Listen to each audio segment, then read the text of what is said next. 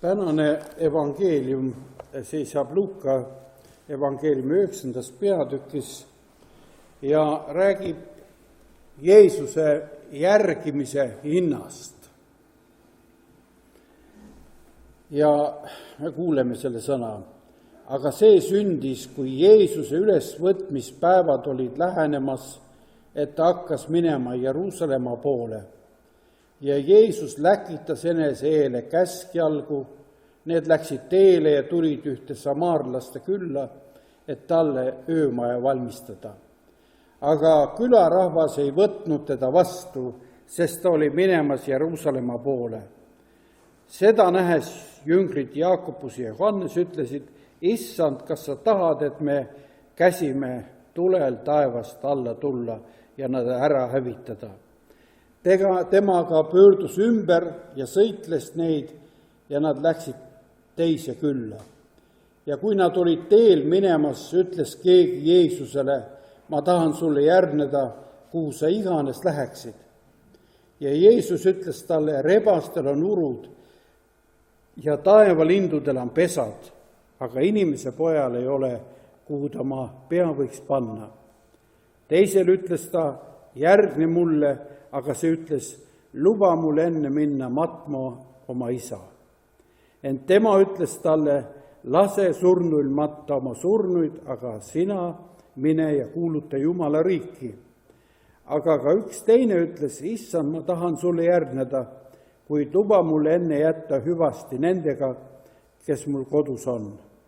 Aga Jeesus ütles, ükski, kes on pannud käe adra külge ja siis vaatab tagasi, ei kõlba Jumala riigile. Aamen. See, mis me siin kuuleme, on üsna karmid ja tõsised sõnad meie usuelu ja üldse meie Issanda järgimise kohta. Kui seda kuulata ja lugeda, siis siin on ka öeldud, et see sündis, kui Jeesus ülesvõtmispäevalt olid lähenemas, et ta hakkas minema Jeruusalemma poole.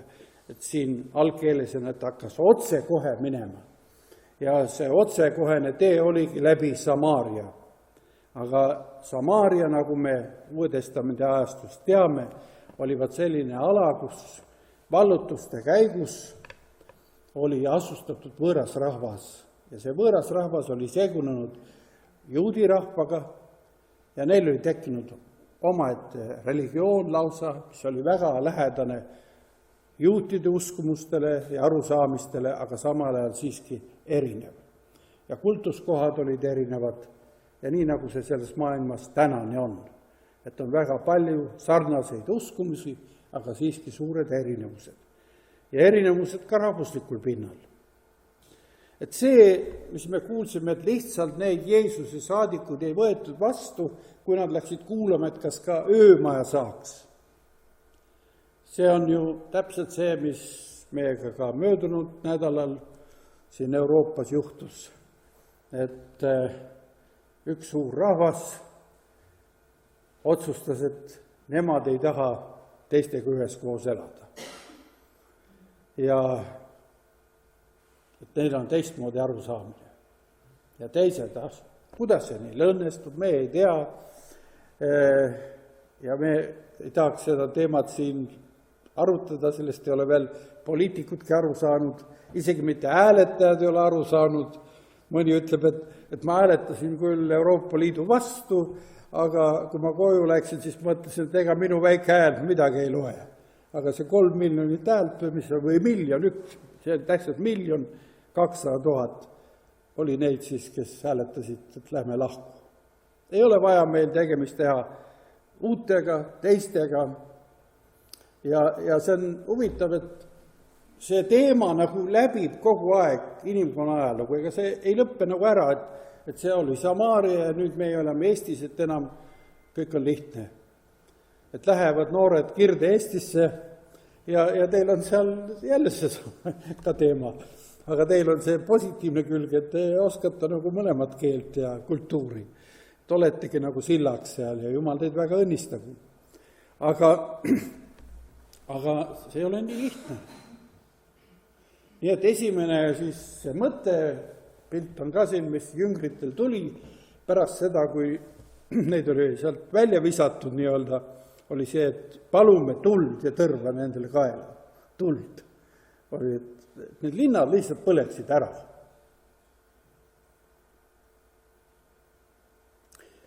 See äratõukamise, vaenu ja viha teema saab nagu võõral pinnal ja saab alguse.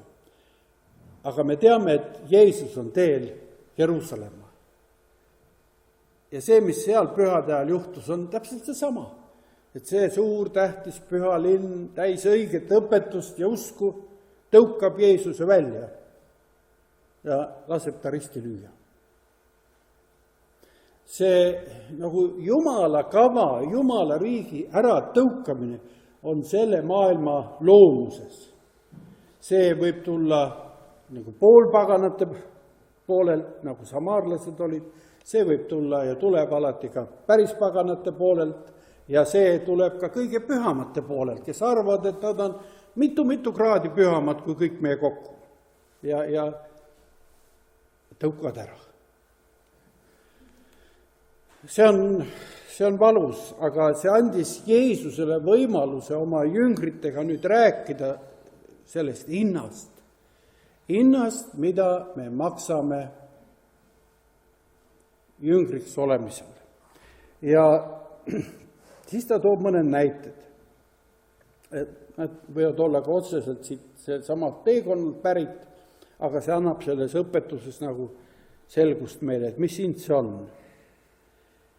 Et teel minnes siis ütles keegi Jeesusele, ma tahan sulle järgneda, kuhu sa iganes läheksid. See kõlab peaaegu nagu abielu tõotuseni, et kuhu sa iganes läheksid. Ma tahan koos sinuga minna. Alati, kui ma loen, siis tuleb mulle see abielu tõotus.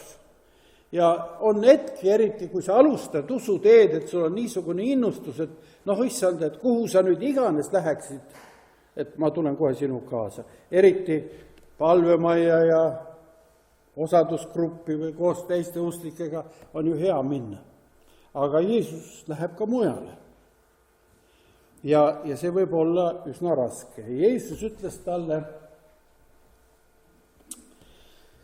rebastel on urud ja taevalindudel pesad, aga inimese pojal ei ole, kuhu ta oma pea võiks panna. Vaat rebastel on pesad. Ma ei tea, kas see puutüvi on nüüd rebase pesa täpselt, aga ma panin selle hommikul Facebookis selle kirjakoha juurde ja ma vaatasin, et seekord vist küll rahvas hääletas rebase poolt, et kohe tormiliselt oli neid laike tulnud sinna ja vähem siis võib-olla selle mõtte poolt, aga rebastel on pesad, aga inimese pojal pole kuhu minna. Kallid vennad, ja et meil kõigil on oma pesad, meil on oma kodud, kus me tuleme ja kodud, kuhu me läheme. See on suur Jumala arm. Aga me ei tohi ka kunagi unustada, et see maine elu koos nende maisete kodudega jääb kord selja taha. Ja see riik, mida meie teenime, see teekond, mida meie käime, viib meie kodust kaugemale. Kui mitte muidu, siis kirstuga või läheme, viiakse meid haiglasse ja sealt edasi. Või tuleb issand ja kutsub meid ära. Et see kõik see, mida me peame väga kalliks ja millest me nagu kuidagi ei tahaks loobuda, seal ühel hetkel ikkagi jääb selja taha. Seda meie vanemad inimesed nüüd tunneme paremini. Noored inimesed, ma mõtlen täna siin Gloriale ja Sandrile, teie nägemusel alles luua see pesa siin maa peal. Ja kui Jumal lubab, kui oma lapsed üles kasvatada, andku Jumal rahuaega, vabadusaega, et ei oleks sõdas ega raskusi, et oleks tööd, igapäevast leiba. Seda kõike me üksteisele, kallid noored, siin soovime. Veel kogudusest on veel 2 noorpaari on sel aastal, aga on veel tulevikus, kes oma pesa rajavad. aga siiski me teame, et see kõik kord kaob. Lapsed lendavad välja, saavad suureks, lähevad oma teed, peamegi nad vabaks andma ja meie teekond läheb edasi. Ja siin ongi, Jeesus räägib kohe ka matustest, ta ütleb, et tema ütles talle, lase surnuid matta oma surnuid, aga sina mine ja kuuluta Jumala riiki. Siin on veel üks konflikt, veel üks nagu küsimus, et aga kas ma peaksin oma lähedase sugulase matuse valima või kui tuleb sinu riiki kuulutada, et mis siis? Ja Jeesus ütleb, et see on nii, et kuuluta Jumala riiki ja alati sa ei pea ka sinna minema, sinna matusele. Aga ka üks teine ütles, issand, ma tahan sulle järgneda, kuid luba mul enne jätta hüvasti nende, kes mul kodus on. See on üks hea mõte, et jätame kodustega hüvasti. Ja piiblis me saame ühe Vanatestamendis ühe loo, kui prohvet Eelia sai käsu oma järeltulijaks õnnistada Elisa. Siis te loete seda kuningate raamatust ja saate teada, et Elisa küsis sama küsimus, et kas ma võiksin kodustega jätta hüvasti. Ja prohvet ütles, et mine rahuga, jäta hüvasti. Ja siis ta läks koju, lasi ühe toreda härja tappa, tegi vägeva peo, kõik sugulased kutsus kokku ja tegi hüvastijätu peo ja alustas oma prohvetlikku tegevust. Et piibel sisaldab ka teistsuguseid näiteid, ka palju leebemaid näiteid, et eriti kui meil on näiteks ristimine, et siis me märkame seda ka, et ristimise puhul tulevad sugulased ka suure huviga ristimist jälgima. Ja kas teha nendele pidu või mitte? Vanas testamendis loeme, et võiks teha peo. Jeesus ütleb, et ei ole pidu ka vaja. Et sina oled otsustanud mind järgi.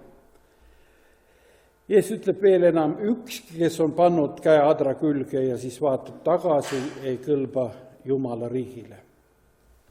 Kui me nüüd küsime, et miks nii palju loobumised, kas see kõik on seda väärt?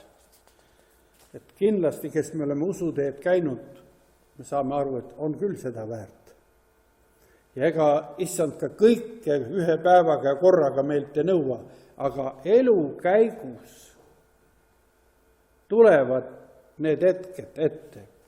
Ja apostel Paulus hiljem ütleb Galaatia kirjas nii, vabaduseks on Kristus meid vabastanud, püsige siis selles ja ärge laske endid jälle panna orjaikkesse.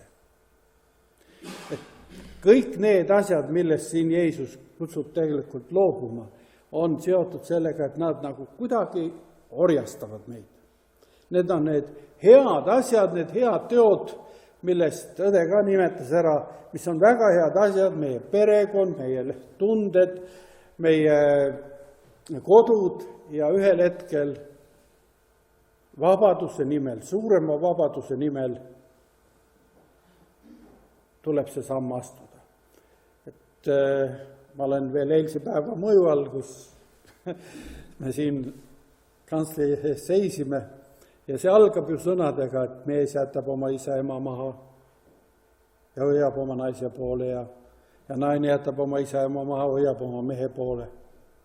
Selle suurema ühise vabaduse nimel on vaja millestki ikka jälle loobuda. Mis see saab olema sinule sellel suvel või järgmisel suvel, me ei tea, aga issand õnnistagu meid kõiki sellel teel, sellel suurema vabaduse teel, mis viib Jumala riiki, tõeliste õnnistuste alla. Et siin on nii hea olla, et siia võiks teha mitu telki, nagu Peetrus ütles, et issand on meie keskel ja ta räägib, aga meil tuleb jälle minna teele koos issandaga. Aamen.